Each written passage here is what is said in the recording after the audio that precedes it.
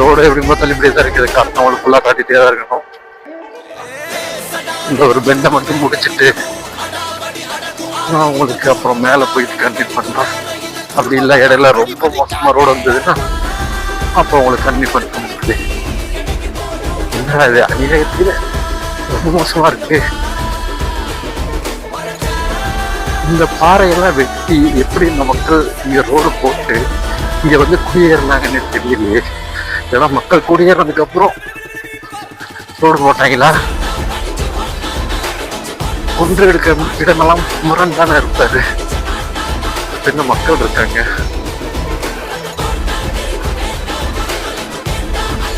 வந்துட்டோமா மழையெல்லாம் பக்கம் செய்யுது.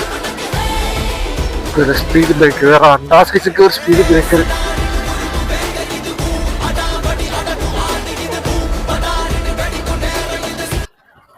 கீழ இருந்து எவ்வளவு மேல வந்திருக்கோம் திரும்பி பார்க்கும்போது கொஞ்சம் சந்தோஷமா தான் இருக்கு. ஆனா ஒரு சின்ன தவறு, சரக்கிட்டு மொத்தமா கீழே கொண்டு போயிடும் அப்படின்னு தத்துவம் சொல்லுவாங்க. அதெல்லாம் தான் ஞாபகத்துக்கு வருது மக்களே.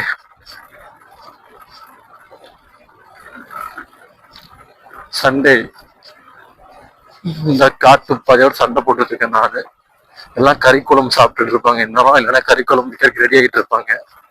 நம்ம இந்த காட்டு வழி பாதைகளை அந்த காட்டு கூட சண்டை போட்டுட்டு போயிட்டு இருக்கோம்.